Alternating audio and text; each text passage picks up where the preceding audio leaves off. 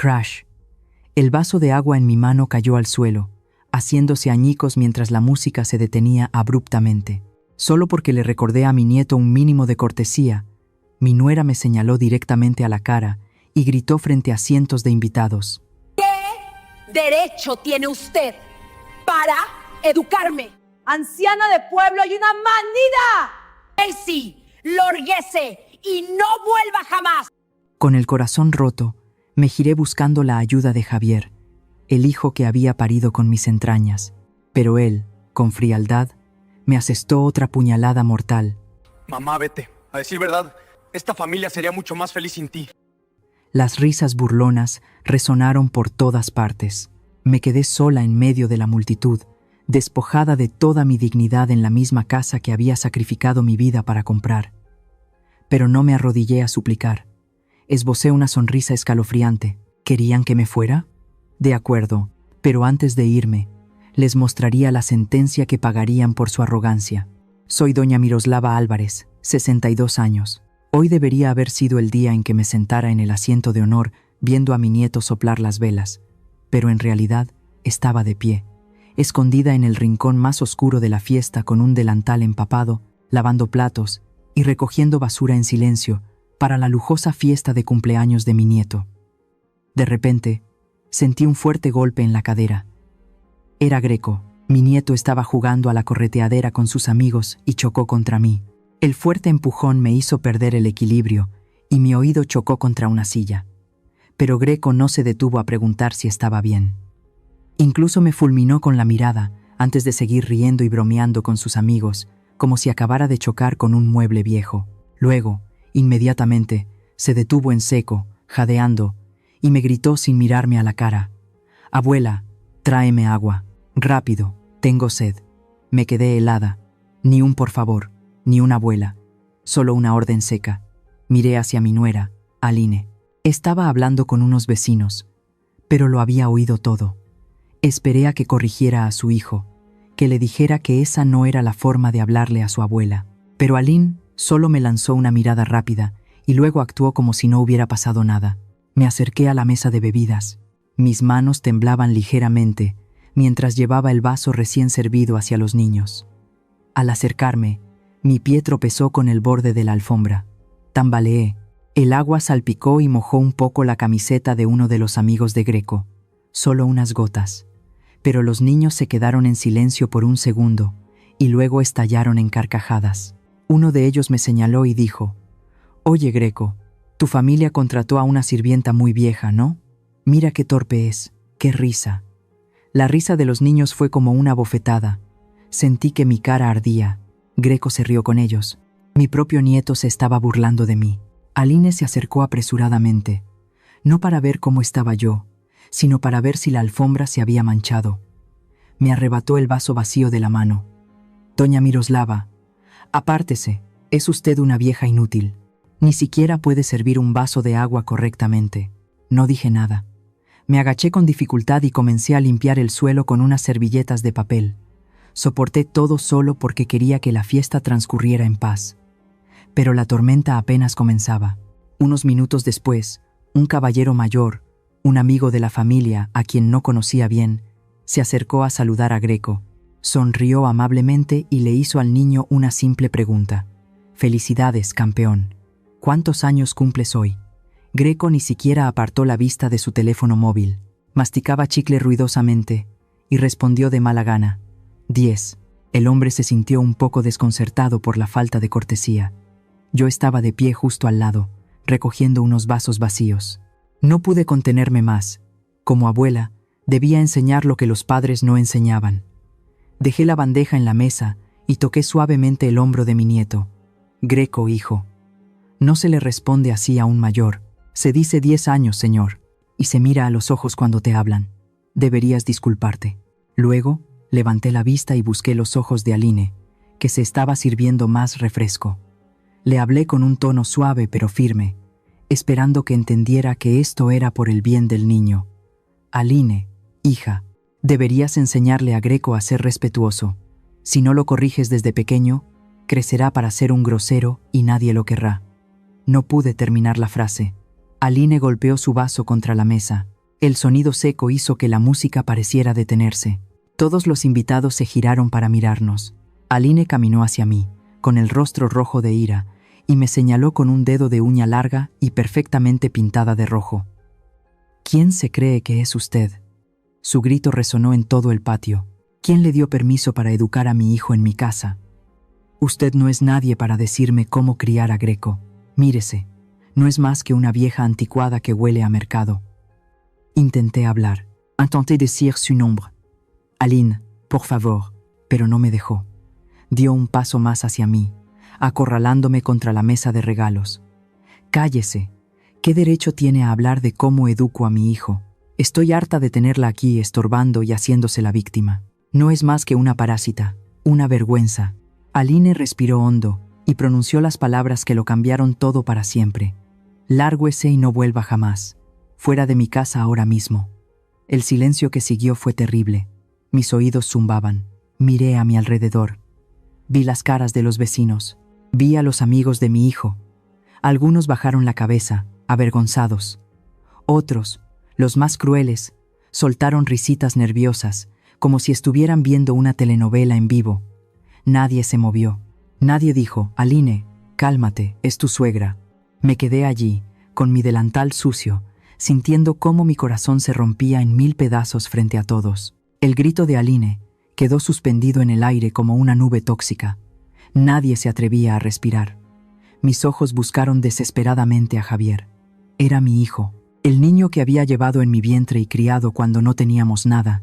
Esperé que diera un paso al frente, que le dijera a su esposa: Aline, respeta a mi madre. Pero Javier no se movió. Lo miré fijamente y recordé lo que había sucedido apenas una hora antes. Pasé a su lado, cargando una bandeja terriblemente pesada de carne a la parrilla. Mis brazos temblaban por el esfuerzo. Él estaba allí, riendo con sus amigos, con una cerveza de importación en la mano. Me vio, sé que me vio, pero se dio la vuelta y siguió hablando de fútbol, fingiendo que la anciana sudorosa que servía la comida no era la mujer que le había dado la vida. Me había negado frente a sus amigos para no avergonzarse. Ahora, con todas las miradas de la fiesta puestas en nosotros, Javier caminó lentamente hacia mí. No me miraba a la cara. Tenía los ojos fijos en sus zapatos de marca, unos zapatos que seguramente había comprado con el dinero que debería haber usado para pagar la hipoteca de la casa. Se rascó la cabeza, incómodo. No estaba preocupado por mi dolor, estaba preocupado por lo que dirían los vecinos. Se acercó lo suficiente para que solo yo pudiera oírlo, y pronunció palabras que dolieron más que cualquier insulto de mi nuera. Mamá, ya basta. Por favor. Aline está alterada y solo estás montando una escena. Sentí un frío glacial en el pecho. Lo miré incrédula. ¿Yo estoy montando una escena, Javier? Tu hijo me trata como basura, y tu esposa me está echando de la casa que ayudé a comprar. Javier suspiró, exasperado, como si estuviera lidiando con un niño haciendo un berrinche. No tuvo el valor de mirarme a los ojos. Ay, mamá, no empieces con tus dramas. Siempre te haces la víctima. Mira, mejor recoge tus cosas y vete por un tiempo. Deja que se calmen los ánimos y luego veremos. Hizo una pausa, y luego lanzó el golpe final, la puñalada que mató a la madre sumisa que vivía en mí. La verdad, mamá, es que esta familia sería mucho más feliz y tranquila si no estuvieras aquí molestando y avergonzándonos delante de los invitados. Sentí que algo se rompía dentro de mí. Miré a mi hijo. Ya no veía al niño que había cuidado. Vi a un hombre cobarde, un hombre que prefería ver a su madre humillada antes que enfrentarse al mal carácter de su esposa. Era un calzonazos que había vendido a su madre por un poco de falsa paz. Mis lágrimas se secaron al instante. Enderecé la espalda, ya sin sentir dolor. Me quité el delantal sucio y lo arrojé al suelo, justo a los pies de Javier. Levanté la cabeza y le sonreí. Fue una sonrisa fría, la que anuncia una tormenta. Javier retrocedió un paso, sorprendido por mi reacción. Está bien, hijo, tienes toda la razón. Si tanto les estorbo, me iré. Hice una pausa para asegurarme de que Aline, que nos miraba triunfante desde la mesa, también escuchara. Pero antes de irme para siempre, supongo que no les importará que haga una última cosa. No esperé su respuesta. Les di la espalda a todos. Caminé con paso firme hacia el pasillo oscuro, directa al pequeño cuarto de servicio al fondo de la casa donde me habían dejado dormir. Allí, en mi viejo armario de madera, me esperaba la verdad que había guardado durante 3 largos años. Entré a mi pequeño cuarto y cerré la puerta.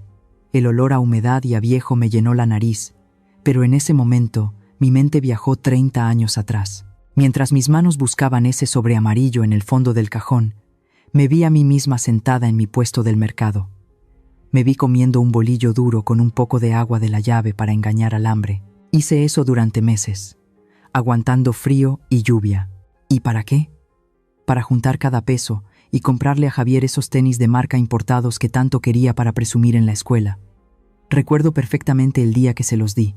No me alcanzó para una bolsa de regalo bonita, así que envolví la caja con papel periódico.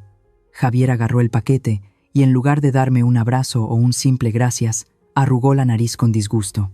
Me miró y me dijo que qué vergüenza, que por qué envolvía sus cosas con basura, que sus amigos se iban a burlar si veían ese papel corriente.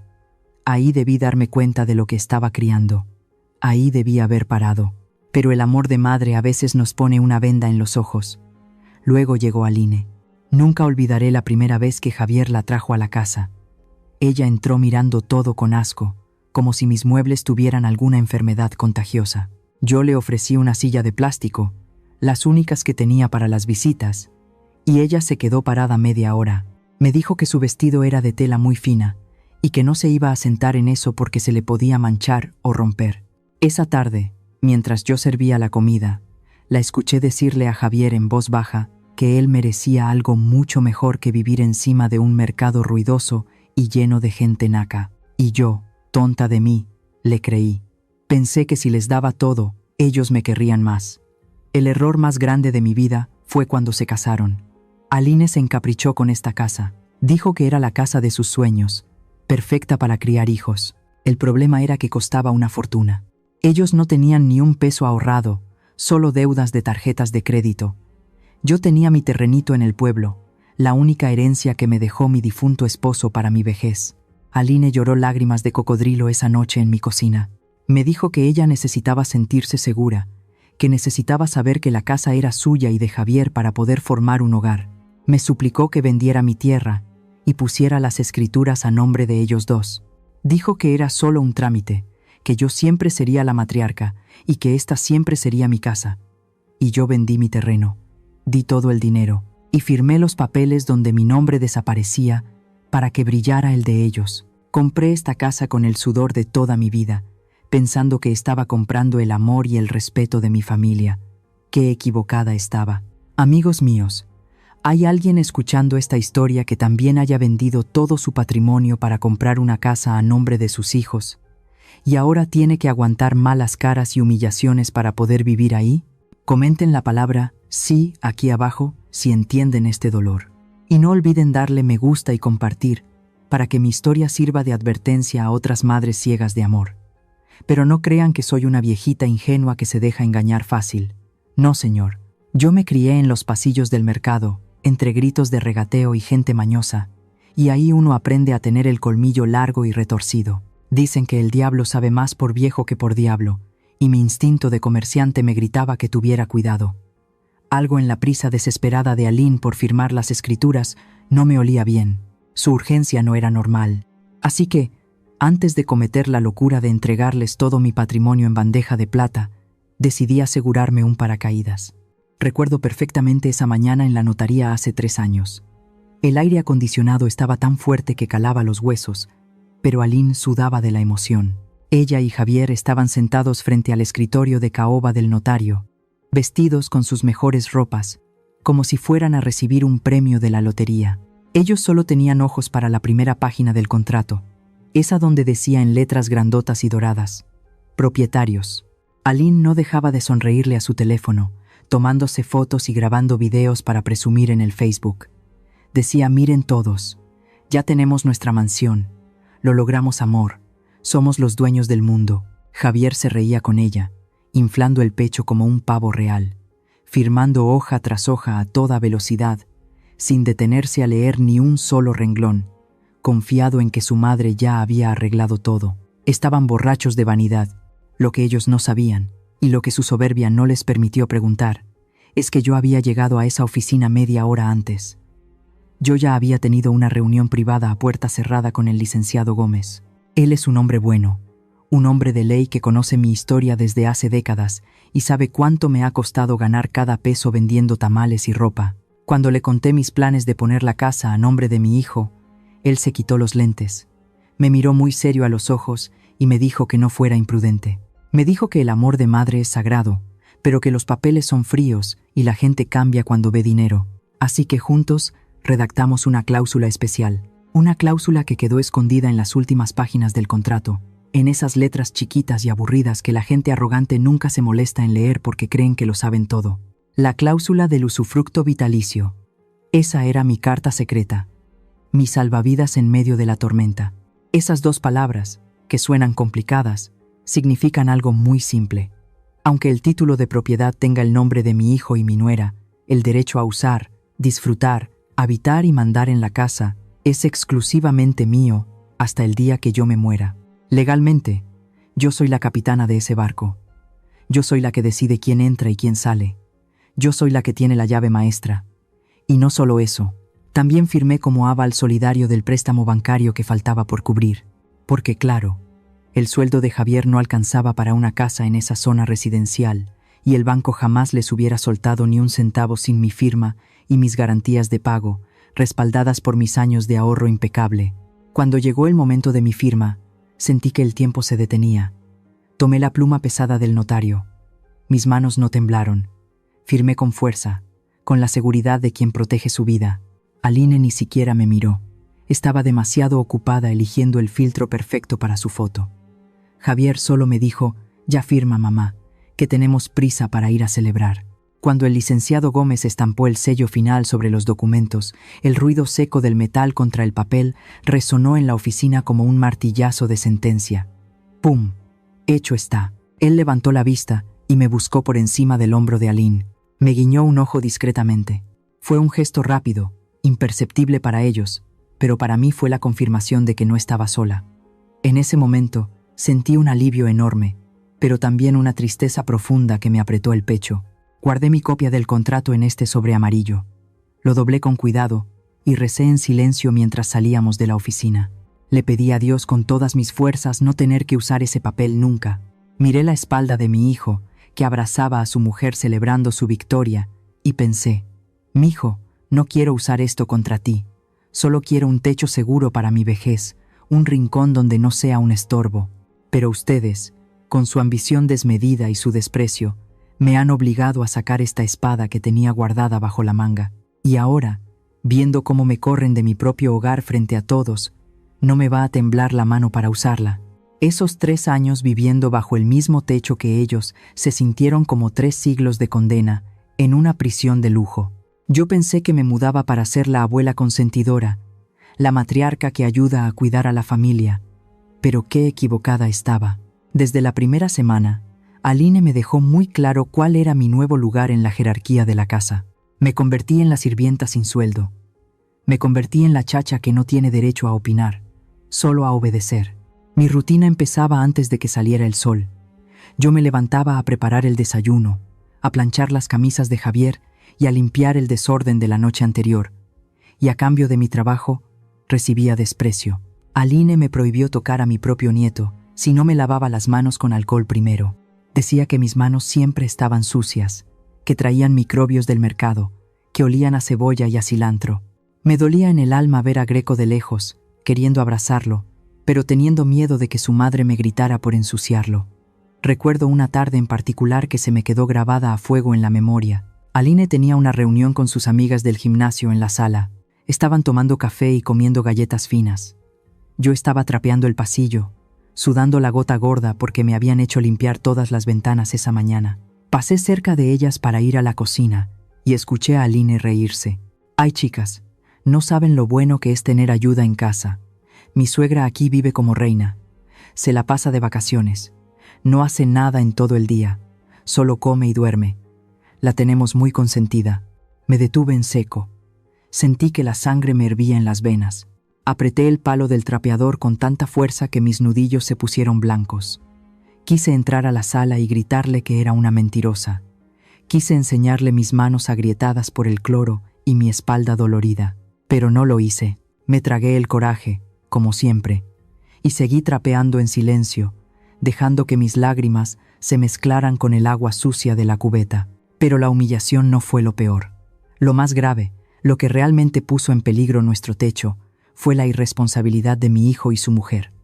Al principio, pagaban la hipoteca a tiempo, pero luego se les hizo fácil. Empezaron a gastar el dinero como si fueran millonarios. Se compraron una camioneta del año, se fueron de vacaciones a Cancún, renovaron los muebles que estaban nuevos. Aline llegaba cada semana con bolsas de ropa de marca y Javier estrenaba relojes caros. Cuando yo les preguntaba por los pagos de la casa, Javier se molestaba. Me decía que no fuera metiche, que ellos tenían todo bajo control, que el banco podía esperar, pero el banco no espera. El banco no perdona. Hace un año, encontré la verdad en el bote de la basura de la cocina. Javier había tirado un sobre sin abrir, pensando que yo no me daría cuenta. Lo saqué, limpié las cáscaras de papa que tenía encima y lo abrí. Era una carta del banco. Las letras eran rojas y urgentes. Aviso de embargo. Decía que tenían 6 meses de retraso y que, si no se liquidaba la deuda inmediata, iniciarían el proceso para quitarnos la casa. Sentí que el mundo se me venía encima. Mi casa, el patrimonio por el que vendí mi tierra, todo estaba a punto de perderse por sus caprichos y su vanidad. Esa noche no dormí, pensé en enfrentarlos, pero sabía que solo me gritarían y me dirían loca. Sabía que no tenían el dinero, que se lo habían gastado todo en apariencias. Así que tomé una decisión. A la mañana siguiente, fui al mercado. Saqué mis ahorros de toda la vida, el dinero que guardaba bajo el colchón, las ganancias de mis tandas y de mis ventas diarias. Junté cada peso, cada moneda. Fui al banco yo sola. La cajera se me quedó viendo raro cuando saqué los fajos de billetes arrugados y con olor a comida, pero aceptó el pago. Pagué la deuda atrasada. Y no solo eso, mes tras mes, durante este último año, he ido al banco religiosamente a depositar la mensualidad que mi hijo dejó de pagar para comprarse sus lujos.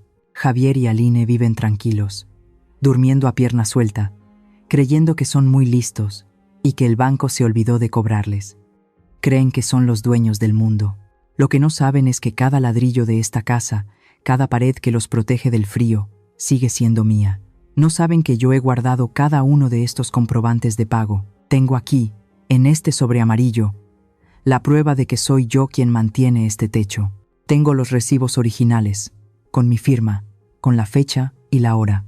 Ellos creen que soy la sirvienta que no vale nada, pero en realidad, soy la única razón por la que todavía tienen un lugar donde caerse muertos. Y hoy, por fin, se van a enterar de quién es la que realmente manda aquí.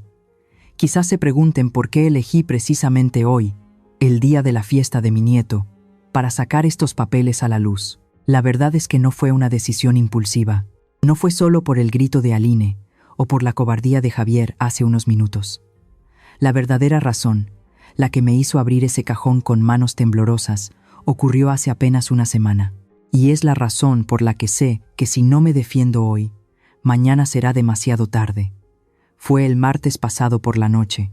Yo ya me había retirado a mi cuarto después de lavar los trastes de la cena, pero me dio sed y salí de puntitas a la cocina por un vaso de agua. La puerta de la recámara principal estaba entreabierta. Escuché la voz de Aline. No estaba gritando, estaba hablando con ese tono frío y calculador que usa cuando planea sus compras. Me detuve en el pasillo, pegada a la pared, conteniendo la respiración. Javier, ya no cabemos. Necesito ese cuarto de atrás. Mi ropa de invierno se está maltratando en las cajas y necesito el espacio para mis abrigos y mis zapatos nuevos. Escuché a mi hijo suspirar. Pero amor, ese es el cuarto de mi mamá. ¿Dónde la vamos a meter? No puede dormir en el sofá. La respuesta de Aline me heló la sangre más que el piso frío bajo mis pies descalzos. Pues búscale un lugar, Javier. Ya estoy harta. La casa huele a viejo. Huele a esa pomada barata que se unta en las rodillas. Me da asco. Además, ya va a ser el cumpleaños de Greco y quiero que la casa se vea perfecta, sin sus tiliches estorbando. Hubo un silencio. Esperé que Javier la callara. Esperé que le dijera que su madre no es un mueble viejo que se tira cuando estorba. Pero solo escuché su voz débil, casi en un susurro. Está bien, pero no tenemos dinero para pagarle un departamento. Aline soltó una risita cruel. No seas tonto. No le vamos a pagar nada. Hay un asilo público en las afueras, de esos del gobierno. Es gratis o muy barato. Total, ella ya no se entera de mucho. Ahí estará bien con otros viejitos. El lunes después de la fiesta la llevamos. Le decimos que es un paseo y ahí la dejamos. Sentí que las piernas me fallaban. Me tuve que agarrar del marco de la puerta para no caerme. Me querían tirar. Me querían desechar en un asilo de caridad, lejos de mi familia, solo para usar mi cuarto como un armario para los zapatos de mi nuera. Y mi hijo, mi Javier, no dijo que no. Esa noche no dormí. Lloré en silencio, mordiendo la almohada para que no me oyeran. Pero con el amanecer, el miedo se convirtió en otra cosa. Se convirtió en una furia fría y dura. Entendí que la bondad no sirve de nada con los lobos. Entendí que si yo no me daba mi lugar, ellos me lo quitarían todo, hasta la dignidad. De vuelta al presente, en la penumbra de mi pequeño cuarto, miré la foto de mi difunto esposo que tengo en la mesita de noche.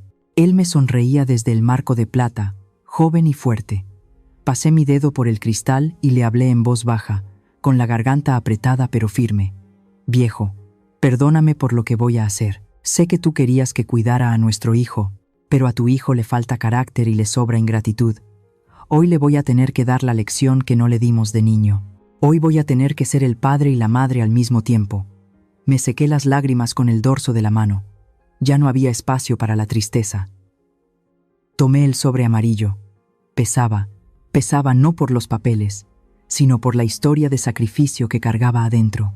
Me alisé el cabello frente al espejo. Me sacudí el polvo imaginario de mi ropa sencilla y abrí la puerta. El pasillo parecía más largo que nunca. Al fondo, en el jardín, la música se había apagado por completo. Solo se escuchaba el murmullo nervioso de los invitados. Mis pasos resonaban en el piso de loseta. Tac, tac, tac. Caminé con la cabeza en alto, como no lo había hecho en años. Ya no caminaba la sirvienta, caminaba la dueña. Al salir al patio, sentí todas las miradas clavarse en mí. Vi a mis vecinas cuchicheando. Vi a los amigos de Javier con sus copas a medio terminar. Vi a Greco, mi nieto, escondido detrás de las piernas de su madre, mirándome con miedo. Y vi a Aline y a Javier, parados junto a la mesa del pastel, esperándome con impaciencia para ver si ya me iba. Aline puso los ojos en blanco cuando me vio regresar y cruzó los brazos. «Ay, por fin, ¿ya te vas? Espero que no se te olvide nada porque no te voy a abrir la puerta si regresas». No le contesté. No le di el gusto de ver mi enojo. Caminé directo hacia ellos. Pasé de largo junto a Javier, que ni siquiera se atrevió a levantar la vista del suelo. Llegué hasta la mesa principal, esa mesa decorada con manteles de lino y cubiertos de plata que yo pulí ayer.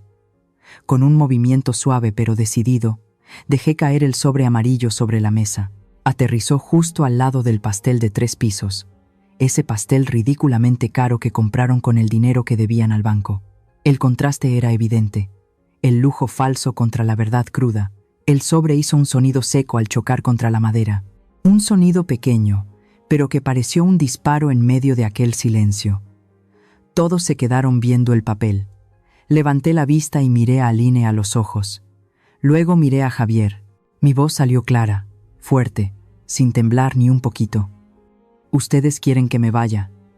Está bien, entiendo perfectamente, pero antes de que yo cruce esa puerta para siempre, creo que debemos aclarar un pequeño detalle. Vamos a hablar de quién es la persona que realmente tiene que salir de esta casa hoy mismo». Aline miró el sobre amarillo sobre la mesa, como si fuera un insecto asqueroso que acababa de aterrizar en su pastel perfecto. Lo tomó con la punta de los dedos, con esa mueca de asco que ya conocía tan bien, y sacó los papeles bruscamente.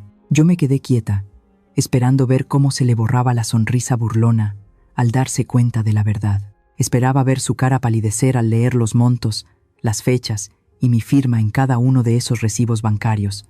Pero Aline no leyó, o mejor dicho, leyó lo que quiso leer. Sus ojos recorrieron rápidamente los números y soltó una carcajada estridente, una risa falsa y aguda que hizo que varios invitados voltearan a verla con curiosidad. Aline levantó los recibos en el aire, agitándolos como si fueran banderas, y se dirigió a sus amigas, a los vecinos, a todo el mundo menos a mí. Miren esto, por favor. Es que no me lo puedo creer. De verdad que el cinismo de esta señora no tiene límites. Aline se volvió hacia mí, con los ojos brillando de malicia pura. ¿De verdad crees que somos estúpidos, Miroslava? ¿Crees que voy a creer que tú, una simple vendedora de mercado que huele a cebolla, tienes dinero para pagar estas cantidades al banco? Por favor, no me hagas reír. Sentí que el suelo se movía bajo mis pies. Traté de hablar, traté de decirle que mirara bien, que viera el origen de los depósitos, pero ella no me dejó. Dio un paso hacia mí, y su voz bajó de tono, volviéndose venenosa, lo suficientemente alta para que todos escucharan su calumnia. Ya sé de dónde sacaste este dinero. Con razón Javier siempre se quejaba de que le faltaba efectivo en la cartera. Con razón desaparecían los cambios que dejábamos en la mesa de la entrada. Mi boca se abrió por la sorpresa. No podía creer lo que estaba oyendo. Tú no pagaste esto con tu trabajo, Miroslava. Tú le has estado robando a mi esposo. Le has estado robando a tu propio hijo poquito a poquito, como una rata de alcantarilla, cada vez que te ponías a limpiar su ropa o a ordenar su cuarto, y ahora vienes aquí, con el dinero que le hurtaste a él, a presentarte como la gran salvadora. Eres una ratera. La palabra me golpeó más fuerte que una pedrada. Ratera. Yo, que he trabajado de sol a sol desde los 15 años. Yo, que devolvía hasta el último centavo si un cliente me pagaba de más en el puesto. Yo, que prefería pasar hambre antes que tomar algo que no fuera mío, que me acusaran de ladrona, y peor aún, de robarle a mi propio hijo. Fue el insulto más bajo, más sucio y más doloroso que he recibido en toda mi vida. La indignación me dio fuerzas. Mis manos dejaron de temblar. Di un paso al frente y alcé la voz, porque mi honor no se mancha de esa manera. Eso es mentira. Jamás he tomado un peso ajeno. Miren la firma. Miren la cuenta de origen. Ese dinero salió de mis ahorros, de mi sudor, no de la cartera de nadie. Intenté arrebatarle los papeles para mostrárselos a la gente, para que vieran que ahí estaba mi nombre y no el de Javier. Pero antes de que mis dedos pudieran rozar el papel, una mano grande y pesada me interceptó. Fue Javier. Mi hijo se abalanzó sobre mí como un animal furioso. Me arrancó el sobre de la mano con tanta violencia que uno de los papeles se rompió por la mitad, pero no se detuvo ahí. Su mano izquierda se cerró alrededor de mi muñeca. Apretó con fuerza, apretó con rabia. Sentí un dolor agudo que me recorrió el brazo hasta el hombro. Mis huesos crujieron bajo su agarre. Solté un gemido de dolor involuntario, pero a él no le importó. Me jaló hacia él, acercando su cara roja y deformada por la ira a la mía. Olía a alcohol y a odio. Ya cállate de una buena vez, gritó Javier escupiéndome saliva en la cara. ¿Hasta cuándo vas a seguir con este teatro? ¿No te cansas de humillarme? ¿No te cansas de arruinar todo lo que tocas? Intenté soltarme. Giré mi muñeca, pero él apretó más fuerte. Me estaba lastimando de verdad. La mano que una vez sostuve cuando era un bebé indefenso, la mano que enseñé a escribir, ahora me estaba triturando los huesos sin piedad. Javier, me lastimas. Suéltame, le dije, mirándolo a los ojos, buscando un rastro de mi hijo en ese monstruo, pero no lo encontré. Te voy a soltar cuando te largues. Mira lo que has hecho. Aline está llorando. Asustaste a Greco. Eres un cáncer para esta familia, mamá. Javier me sacudió como si fuera una muñeca de trapo. O te metes a tu cuarto y te quedas ahí encerrada hasta que se vaya el último invitado, o te juro por Dios que yo mismo te arrastro hasta la calle y te tiro a la banqueta como la basura que eres. Decide ya. El jardín entero contenía la respiración. Nadie comía, nadie bebía. Todos miraban la escena con horror. Vi a la vecina de al lado taparse la boca con las manos. Vi a los amigos de Javier bajar la mirada, incómodos por la violencia, pero cobardes para intervenir. Nadie se movió para defenderme. Nadie le dijo a Javier que soltara a su madre. Me quedé ahí, con la muñeca ardiendo y el corazón hecho cenizas. En ese momento, mientras mi hijo me apretaba con la intención de causarme dolor físico, algo murió definitivamente dentro de mí. Murió la esperanza, murió la pena, murió la madre que perdona todo. Dejé de forcejear. Mi cuerpo se relajó, no por sumisión, sino por una claridad repentina y absoluta. Miré la mano de Javier en mi muñeca, luego subí la vista a sus ojos inyectados de sangre, y finalmente miré a Aline, que sonreía con malicia detrás de él, disfrutando del espectáculo. Respiré hondo. El aire frío de la noche llenó mis pulmones. El dolor en mi brazo ya no importaba. Lo que importaba era lo que iba a pasar en los siguientes minutos. Si han llegado hasta aquí y sienten la misma indignación que yo, por favor comenten el número 1 abajo. Necesito saber que hay amigos acompañándome en este doloroso viaje. Su presencia es mi mayor fuerza para contar el final. Aline, al ver que yo no retrocedía ni un milímetro a pesar del dolor en mi muñeca y de los insultos de su marido, decidió jugar su carta más fuerte. Ella siempre ha creído que el dinero y las conexiones lo resuelven todo. Se secó las lágrimas falsas de la cara, arregló su postura y buscó con la mirada entre la gente a su invitado de honor, licenciado Gómez. «Por favor, acérquese», gritó Aline con esa voz chillona que usa cuando quiere impresionar a los demás. «Usted es testigo de todo esto. Esta mujer, esta delincuente, ha entrado a mi propiedad a agredirnos y a robarle a mi esposo. Como abogado de prestigio que es, le exijo que llame a la policía ahora mismo. Quiero que la saquen esposada. Quiero que pague por arruinar la fiesta de mi hijo».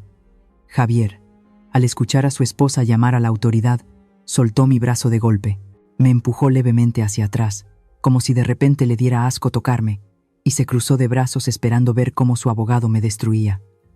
Yo me sobé la muñeca, que ya empezaba a hincharse y a ponerse morada. Me dolía hasta el alma, pero mantuve la cabeza en alto. Del fondo del jardín, de entre las sombras donde había estado observando todo en silencio, salió un hombre. Era el licenciado Gómez. Caminaba despacio, con una elegancia que no se compra en las tiendas de marca. Llevaba su traje de siempre, ese traje gris un poco desgastado en los codos, pero impecablemente limpio y planchado. Aline sonrió triunfante al verlo acercarse. Ella creía que, por haberlo invitado y haberle servido whisky caro, él era su empleado. Ella pensaba que la justicia estaba de su lado solo porque vivía en una casa grande. «Licenciado, qué bueno que viene. Dígale a esta señora cuáles son las consecuencias de robar y allanar una casa ajena. Explíquele que se va a ir a la cárcel». Aline se hizo a un lado para dejarle paso, esperándolo con los brazos abiertos como si fueran cómplices. Pero entonces sucedió algo que nadie esperaba. Algo que hizo que el tiempo pareciera detenerse en ese jardín. El licenciado Gómez no se detuvo ante Aline, ni siquiera la miró. Pasó de largo frente a ella y frente a Javier como si fueran fantasmas, como si no existieran. Su mirada estaba clavada únicamente en mí. Se detuvo justo frente a donde yo estaba parada. «Soba que te soba mi mano lastimada». Su rostro, generalmente serio y profesional, se suavizó de una manera que me hizo querer llorar. Sus ojos se llenaron de una tristeza profunda al ver las marcas rojas que los dedos de mi hijo habían dejado en mi piel. Ante el asombro de todos los presentes, ante la boca abierta de Aline y la cara pálida de Javier, el licenciado Gómez hizo algo impensable. Dobló una rodilla y se hincó en el pasto. Él, un hombre de leyes, un hombre respetado, se arrodilló ante mí. Una vieja vendedora de mercado con delantal tomó mi mano lastimada con una delicadeza infinita, como si fuera de porcelana fina, y depositó un beso suave sobre mis dedos callosos y maltratados. «Doña Miroslava», dijo con voz ronca, lo suficientemente alta para que todos escucharan, «perdóneme. Perdóneme por llegar tarde. Perdóneme por permitir que tuviera que soportar esta infamia usted sola». Yo sentí que las lágrimas, esas que había estado conteniendo con tanta rabia, empezaban a nublarme la vista. «Levántese, licenciado. Por favor, no se hinque», le susurré, avergonzada por tanta atención. Pero él negó con la cabeza y siguió sosteniendo mi mano, mirándome con una gratitud que venía de muchos años atrás. «No, doña Miroslava, es aquí donde debo estar, porque si no fuera por usted, yo no sería nadie. Si no fuera por los platos de comida que usted me regalaba cuando yo era un niño limpiabotas muerto de hambre en el mercado, yo no estaría vivo hoy. Usted me dio de comer cuando nadie más me miraba. Usted me pagó mis primeros libros. Usted es mi benefactora, y el honor es mío al poder besar su mano».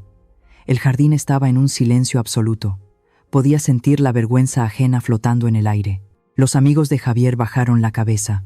Las vecinas dejaron de cuchichear.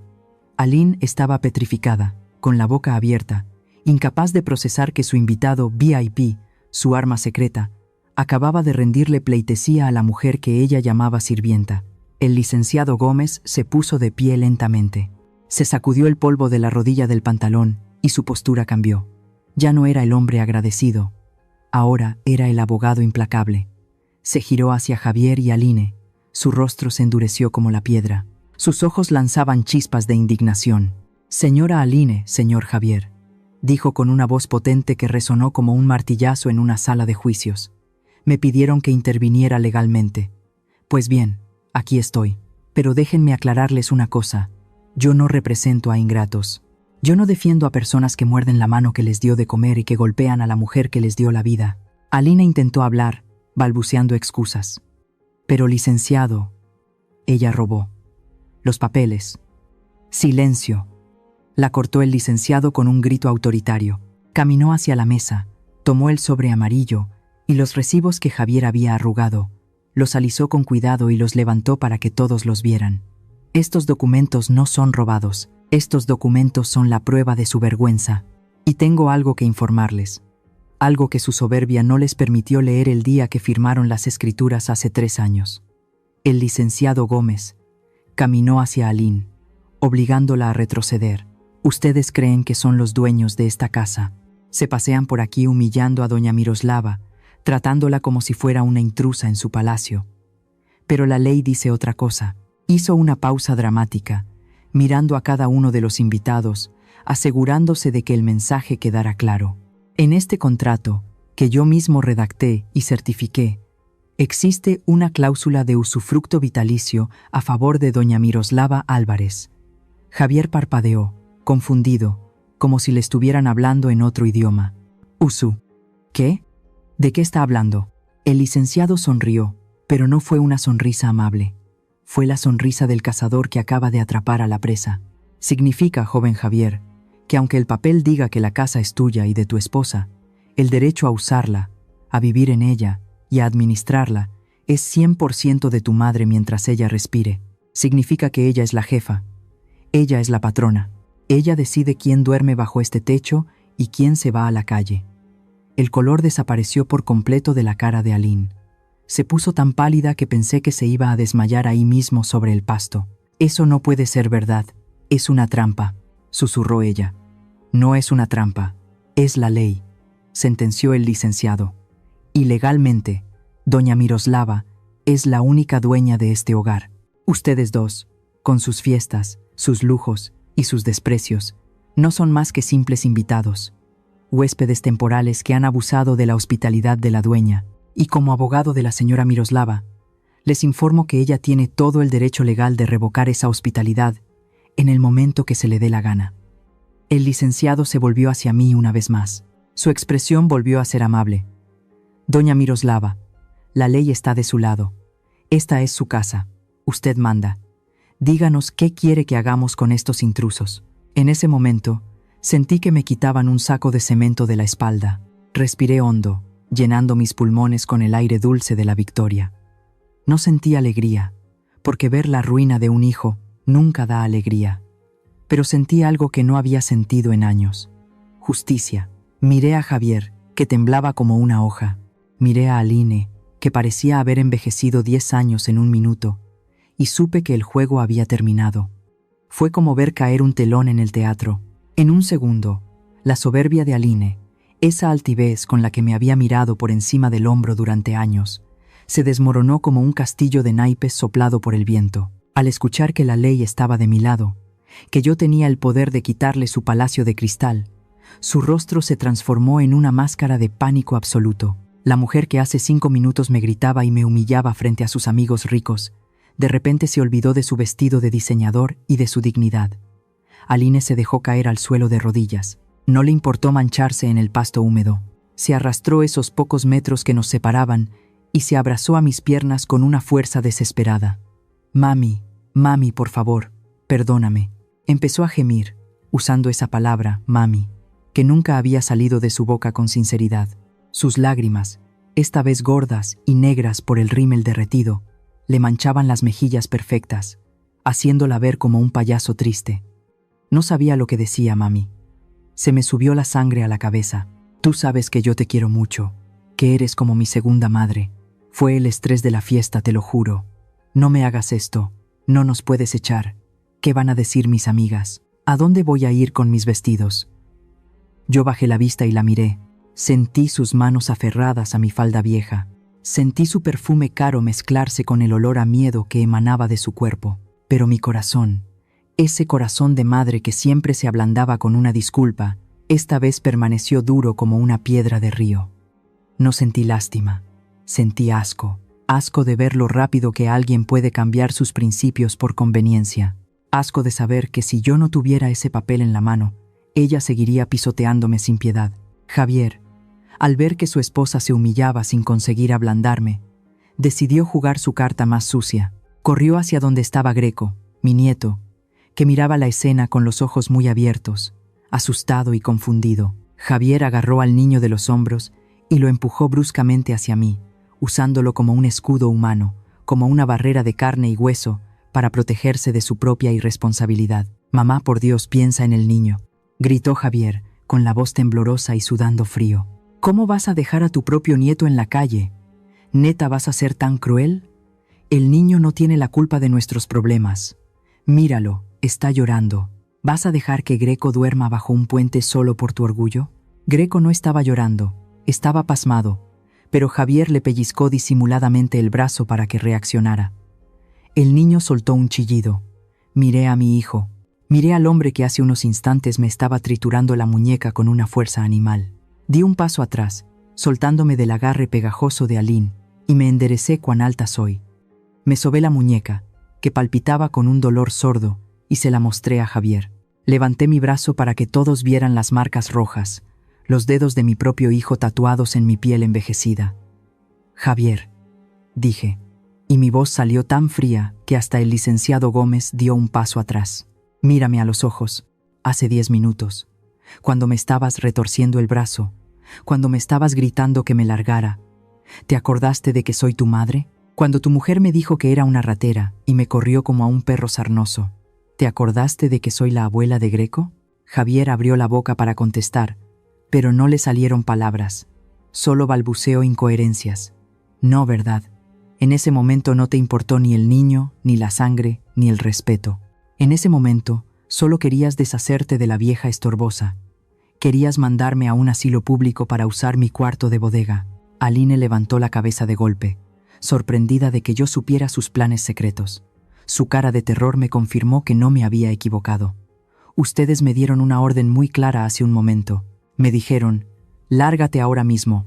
No me dieron tiempo de hacer maletas. No me dieron tiempo de buscar un lugar.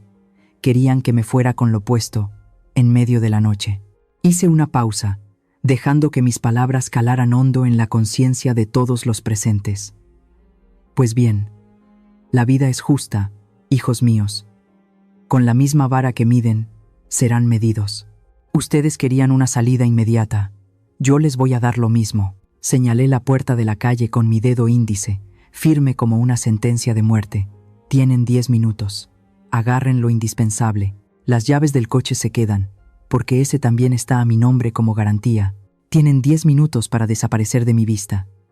Y si no lo hacen, el licenciado Gómez llamará a la patrulla para sacarlos por invasión de propiedad ajena». «Mamá, no. Es de noche», gritó Javier, desesperado. «Fuera». Mi grito fue seco, cortante. «No quiero oír ni una palabra más. Esta es mi casa. Estas son mis reglas. Y mi regla número 1 es que no vivo con traidores». Me giré hacia los invitados, que seguían petrificados con sus copas en la mano. «La fiesta se acabó. Por favor, retírense.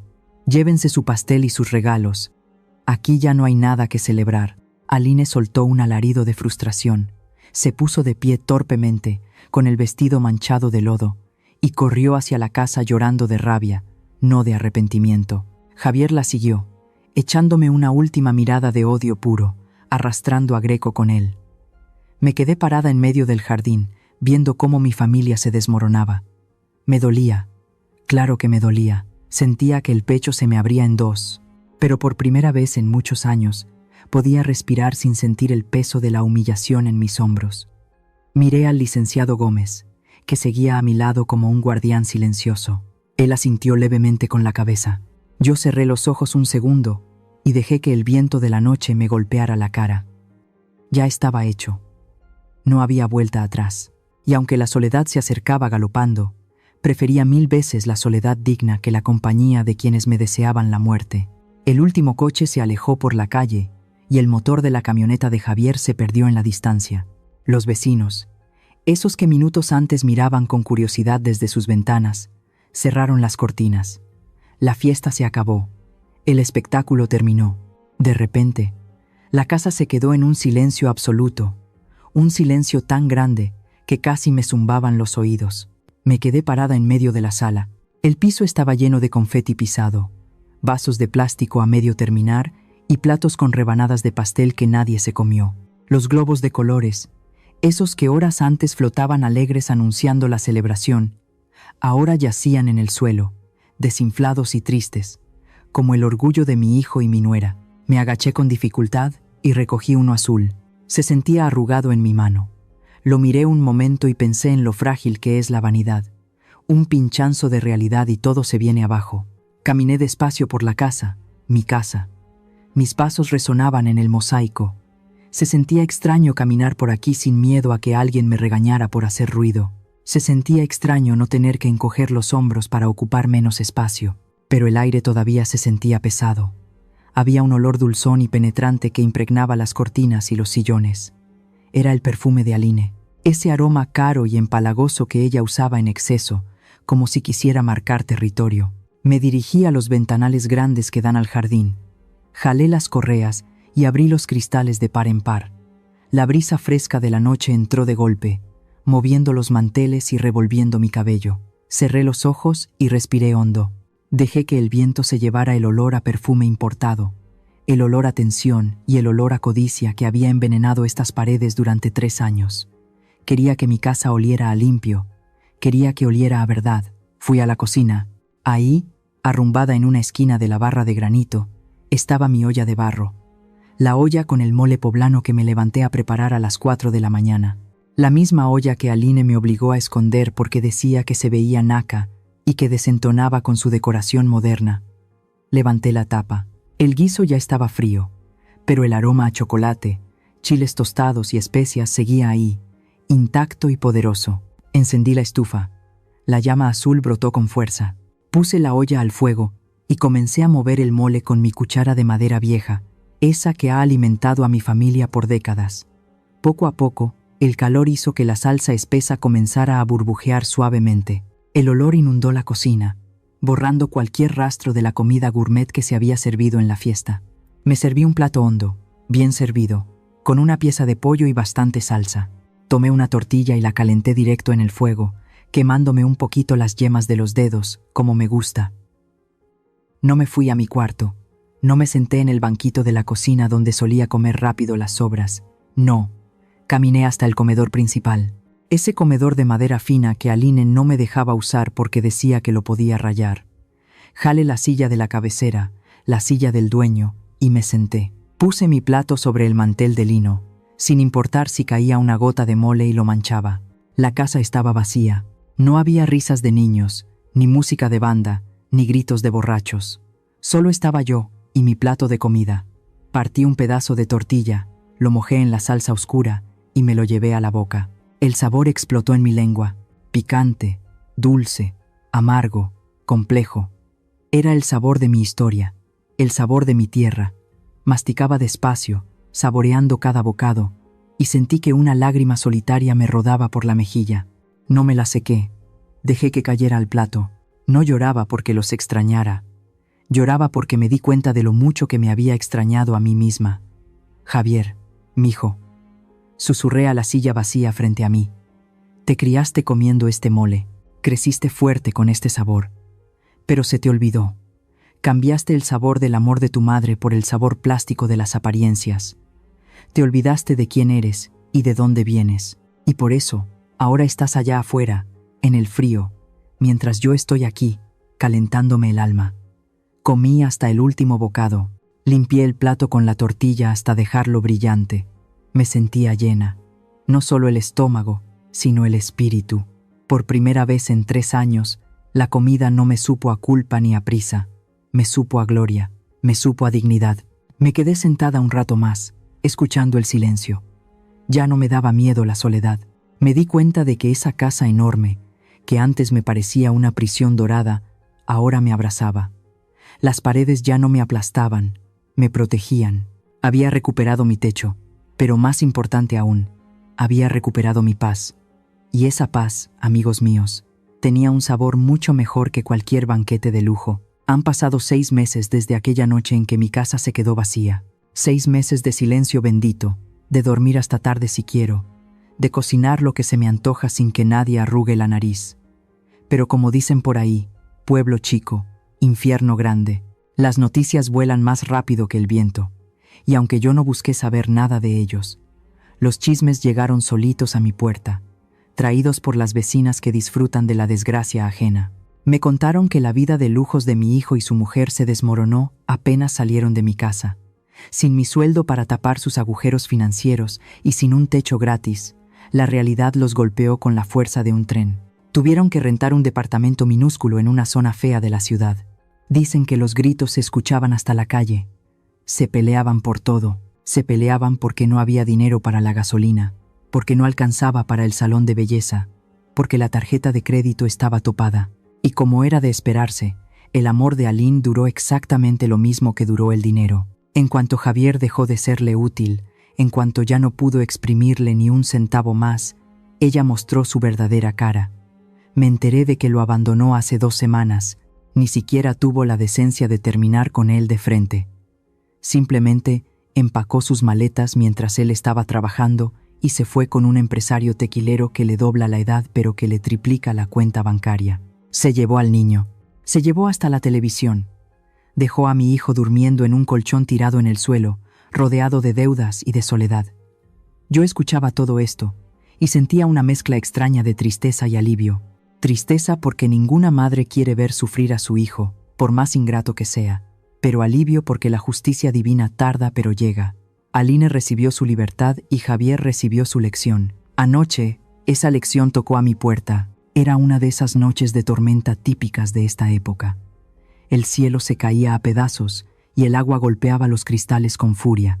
Yo estaba en la sala, tejiendo una bufanda y tomando un té de canela, cuando escuché que alguien tocaba el timbre con insistencia. 1, 2, 3 veces. Luego empezaron a golpear el portón de metal con desesperación. Mi corazón dio un vuelco. Algo me dijo quién era antes de que yo me asomara. Dejé el tejido sobre el sofá y caminé hacia la entrada. No prendí la luz del porche. Me acerqué a la mirilla y miré hacia afuera. Lo que vi me partió el alma en 2. Ahí estaba Javier, mi Javier. Pero no era el hombre soberbio y perfumado de la fiesta. Parecía un perro callejero que había sido pateado demasiadas veces.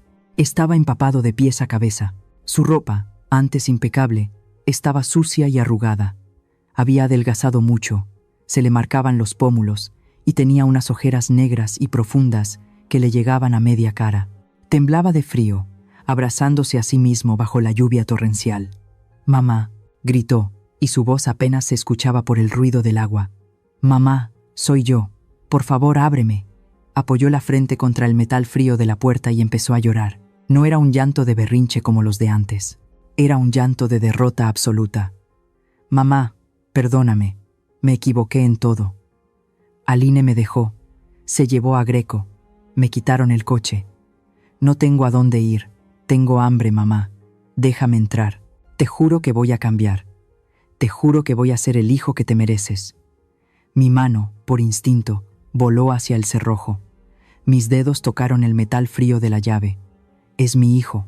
Está allá afuera, mojado, hambriento y roto. Mi instinto de madre me gritaba que abriera esa puerta, que lo metiera, que lo secara con una toalla caliente y le sirviera un plato de sopa. Quería abrazarlo y decirle que todo iba a estar bien, que mamá estaba aquí para arreglarlo todo, como siempre lo había hecho desde que era un niño y se raspaba las rodillas. Pero entonces, mi muñeca palpitó. Ese dolor fantasma en mi brazo me detuvo en seco. Recordé la fuerza con la que me apretó. Recordé la vergüenza. Recordé cómo me negó frente a sus amigos. Y entendí algo doloroso pero necesario. Si abría esa puerta ahora, no lo estaría ayudando. Lo estaría lisiando para siempre. Si lo rescataba otra vez, Javier nunca aprendería a ser un hombre. Seguiría siendo ese niño eterno que corre a las faldas de su madre cada vez que el mundo le dice que no. Retiré la mano del cerrojo como si quemara. Me pegué a la puerta de madera, apoyando mi frente contra la de él, con solo unos centímetros de roble separándonos. «Javier», dije, no grité. Hablé con firmeza, sabiendo que él estaba pegado al otro lado escuchando. «Vete a casa, hijo». «Mamá, no tengo casa», gimió él. «Esta es tu casa, déjame pasar». «No, Javier», respondí, y sentí como las lágrimas me rodaban por la cara, calientes y saladas. «Tú perdiste el derecho a llamar a este lugar tu casa la noche que me corriste de ella. Tú decidiste que yo era un estorbo, y ahora vienes aquí, no porque me extrañes a mí, ni porque me quieras. Vienes porque tienes frío y tienes hambre». Hubo un silencio del otro lado, solo roto por el sonido de la lluvia. «Tú no necesitas a una madre, Javier. Tú estás buscando a una sirvienta gratis y a un cajero automático que te resuelva la vida. Y yo ya renuncié a ese puesto. Renuncié el día que casi me rompes el brazo. Mamá, por favor, voy a cambiar». «No, no vas a cambiar si yo te abro esta puerta. Solo vas a aprender que puedes pisotearme y que yo siempre voy a estar ahí para limpiarte los zapatos. Y yo me quiero demasiado a mí misma como para permitir eso otra vez». Tomé aire, llenando mis pulmones de valor, y solté la frase más difícil que he dicho en mi vida. «Vete, Javier. Busca un trabajo. Renta un cuarto. Aprende lo que cuesta ganar el pan. Aprende a estar solo. Y el día que seas un hombre de verdad, un hombre que se pare sobre sus propios pies y no sobre la espalda de su madre, ese día regresas. Ese día te abriré la puerta y te invitaré a un café. Pero no hoy. Hoy no». Escuché cómo Javier golpeaba la puerta una vez más, un golpe débil, sin esperanza. Luego, escuché sus pasos arrastrándose por el camino de entrada, chapoteando en los charcos, alejándose hacia la oscuridad de la calle. Me quedé parada ahí, detrás de la puerta cerrada, llorando en silencio. Me dolía cada fibra del cuerpo. Sentía que era la mujer más cruel del mundo. Pero en el fondo, muy en el fondo, sabía que acababa de hacer el acto de amor más grande de todos. Le acababa de regalar a mi hijo la oportunidad de crecer, aunque para eso tuviera que rompernos el corazón a los dos. Poco después de aquella noche de lluvia, cuando mi hijo se marchó arrastrando los pies, tomé la decisión más sana de mi vida. Puse un letrero de «Se vende» en la reja de aquella casa gigante. Era demasiado grande para una mujer sola y, sinceramente, sus paredes estaban manchadas de recuerdos que ya no quería revivir. Con la ayuda del licenciado Gómez, la vendí a muy buen precio. No te imaginas la paz que sentí al entregar las llaves. Con el dinero de la venta, compré una casita pequeña, de un solo piso para no batallar con escaleras, en un barrio tranquilo, muy cerca de mi querido mercado. El dinero que sobró lo puse en el banco a plazo fijo. Ahora tengo una pensión segura, que me alcanza para mis medicinas, para mis antojos y hasta para invitar a mis amigas a un helado. Mi vida ahora es sencilla, pero es mía. Ya no soy la sirvienta de nadie. Me levanto a la hora que quiero. He vuelto a cocinar, pero ahora solo cocino lo que a mí me gusta. Y lo mejor de todo, me he inscrito a clases de danzón en la plaza los jueves por la tarde. Deberías verme, con mis zapatos de charol y mi abanico, bailando bajo los árboles. He hecho nuevas amigas, mujeres de mi edad que valoran la compañía y una buena plática. He descubierto que la vida no se acaba a los 60. De hecho, apenas comienza si una tiene el valor de reclamar su libertad. Pero no cuento todo esto para presumir. Cuento mi historia porque quiero dejarles 4 lecciones que aprendí con lágrimas de sangre. 4 verdades que me costaron un hijo, pero me devolvieron el alma. Escúchenme bien, por favor. A todas las madres que me escuchan. Amar a los hijos no significa quedarse en la calle desnuda. El amor no es darles todas las armas para que luego nos apunten con ellas. Nunca, por ningún motivo, pongan todas sus propiedades a nombre de sus hijos mientras ustedes sigan con vida. Y si lo hacen, asegúrense de mantener el control legal, el usufructo, el poder de decisión. No cometan el error de confiar su vejez a la buena conciencia de otros, porque las personas cambian, y las nueras y los yernos no nos deben nada. Su seguridad debe depender de un papel firmado, no de una promesa vacía. A los hijos, a los hombres que ahora son padres de familia, escuchen a esta vieja. Nunca cometan el error de pensar que para hacer feliz a su esposa, Tienen que humillar a su madre. El matrimonio no es una competencia. Un hombre que permite que su esposa insulte y maltrate a la mujer que le dio la vida no es un buen esposo, es un títere. Y les aseguro una cosa: una mujer que ve que su marido es incapaz de defender a su propia madre, tarde o temprano le pierde el respeto. El equilibrio es la clave. Se puede amar a la esposa y respetar a la madre. No sean cobardes. Sobre la ambición, miren a Aline. Quería la casa grande, el coche del año, la vida de revista. Lo quería todo y lo quería ya. Y por quererse tragar el mundo de un bocado, se atragantó. La codicia es un veneno que mata la felicidad más rápido que cualquier enfermedad. Perdió la casa, perdió a su familia, y ahora vive saltando de preocupación en preocupación, siempre vacía. No construyan su felicidad sobre las lágrimas de otros, porque esos cimientos siempre se derrumban.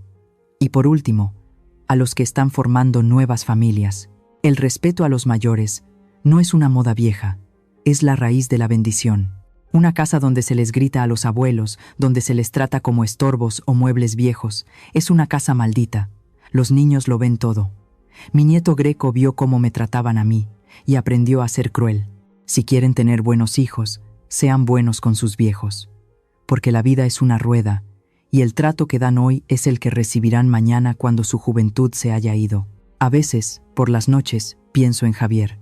Me duele no saber dónde duerme o si ha comido bien. Le sigo rezando todos los días frente a mi altar.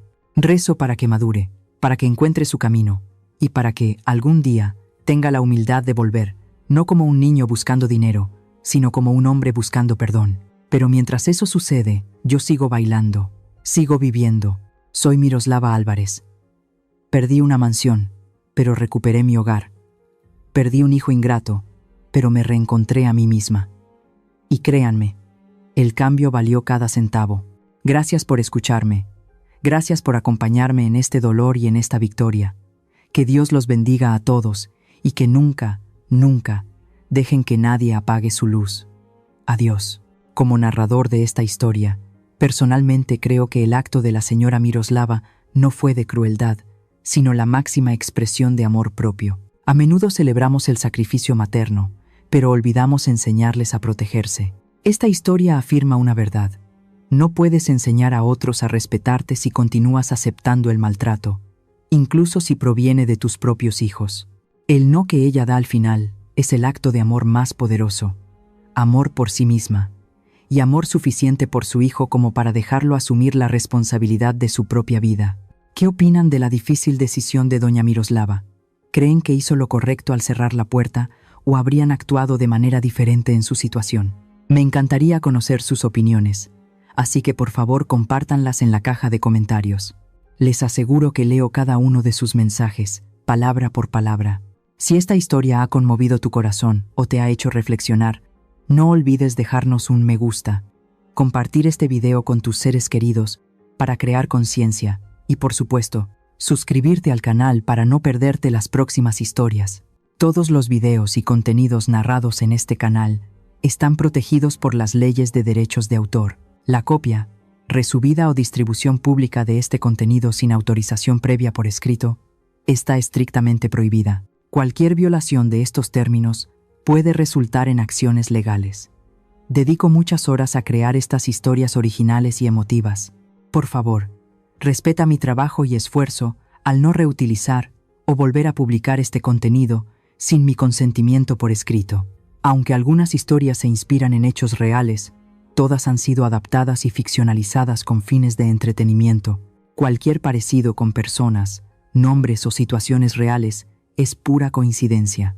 Nosotros somos Historias Nido, usando la fuerza de las historias para acompañarlos a lo largo de los años, ayudándoles a encontrar la paz y la fortaleza en el alma. Nos vemos en la próxima historia. Cuídense mucho.